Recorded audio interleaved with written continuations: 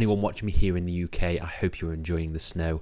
It is very cold here in the middle of March, and we have pretty much a blizzard going on outside. So probably not leaving the house today. Instead, let's talk about some disappointing stuff. What a day.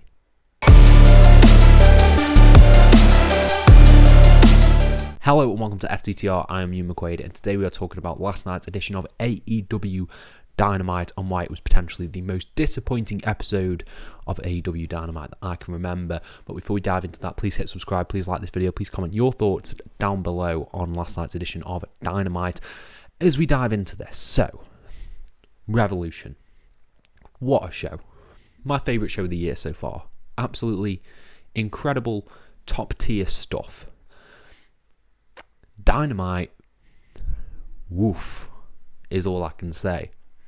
You have an incredible show. You want to capitalise on that, okay? Let's just get that out of the way. You want to capitalise on how successful and how well received Revolution was, so that you can then carry on that momentum with a kick-ass Dynamite and bring some of those viewers in who maybe just tuned in to see MJF versus Danielson or House of Black versus The Elite. Some of those casual fans who may have got the pay-per-view. They dropped the ball massively last night. So I just got finished watching last night's Dynamite. I can't tell you. I can probably say one feud, a single feud that I am excited about going into next week's Dynamite. One feud. I'm gonna break down, okay, everything that went on. So we got Jeff Jarrett and Orange Cassidy. Okay, but what are they doing with the All Atlantic title? It's not the All Atlantic title anymore. It's the international title, international championship. Weird. I don't really understand why you've changed it now. Like, what? I don't know why, but sure, fine. I'd rather see Orange Cassidy do some other stuff. Maybe go into the TNT title mix, because he just feels like he's floundering. As much as I loved that tag match and their interaction at Revolution, I don't want to see this like fully continue. It feels like we're going to get a lot of mileage out of this feud. Not necessarily in a good way. So I don't know what to make of that. That's that first feud boxed off. Then you've got the women's division. You've got Ruby Soho taking on Sky Blue. And then getting confronted by Willow Nightingale. Again, this is something that hasn't particularly hit very well. At all. Like, the heel turn was pretty good. It added a little bit of flavour to it. But it's not really something that is capturing my imagination, because where are they going from here?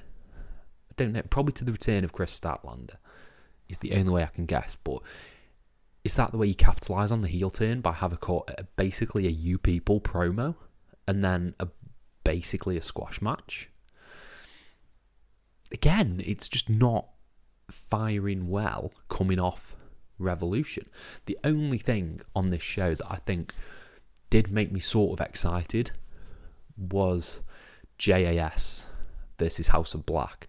I think if those two mesh together, and you have Jericho being goofy and funny and sort of pseudo baby faces in that regard, I think that could be a feud that does work.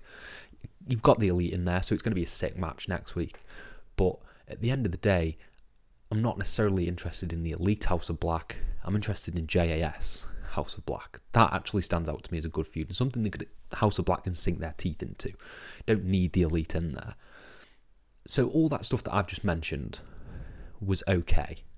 Like, that's borderline bearable. I know this is going to be a very rambly video, because I'm a bit amped. So that stuff's okay. I don't hate that stuff. It's middling. But the stuff I'm going to talk about now is stuff that I think is sort of actively bad, that I am not into in the slightest. And the first of those is Ricky Starks and Juice Robinson. Why? Ricky Starks is coming off this massive win, and you're putting him in there with Juice Robinson. No offense to the guy, he hasn't been positioned well in AEW in the slightest. He has the Bullet Club logo, but that just got people thinking that it was someone else. It wasn't Juice Robinson. The crowd died when Juice Robinson attacked him, and I think they were all expecting someone else from the Bullet Club to come out. But it looks like we're getting Starks, Juice Robinson, in my opinion, this might be like sacrilege to some people, he's definitely positioned lower on the card than Chris Jericho, which is the feud that Starks is coming off. And Jericho has gone straight into a trios title match. That doesn't appear to be good for Ricky Starks. Okay? The next thing we're going to talk about, and this is probably the most controversial opinion I have. I don't want any more Moxley Hangman. Like, granted, Blackpool Combat Club sort of definitively turned heel by beating down the Dark Order, and Hangman ran out to make the save. I feel like the feud's continuing there, obviously, because they're getting involved in each other's stuff, probably leading to, I could only imagine an anarchy in the arena, maybe, of Blackpool Combat Club versus Dark Order, which I don't think is needed. I think the perfect blow-off for this was the Texas Death Match, because Hangman came out on top, and Moxley can go into a different avenue with his heel character now. He doesn't need to be feuding with Dark Order or Hangman. I get he's pissed. I get character-wise he's pissed that he tapped out, but is it needed? It feels like a little weird epilogue that we're getting, and I don't think it is needed. I really don't. And then, so I haven't talked about FTR. FTR, fine promo, love the guys. Guns, no, you can't be bothered with that. The final angle from this week's episode of Dynamite is, I think, it's hard. I think it's maybe worse than the 2019 Dark Order Attack the Elite angle, because this was bad. It was a bad match. This Falls Count Anywhere match between Wardlow and Powerhouse Hobbs.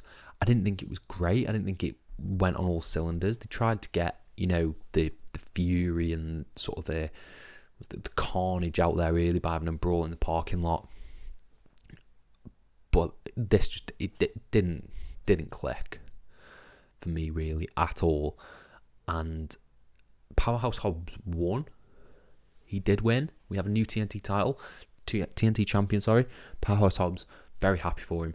He's a good wrestler. I'm a big fan of Powerhouse Hobbs. But he won via interference from QT Marshall.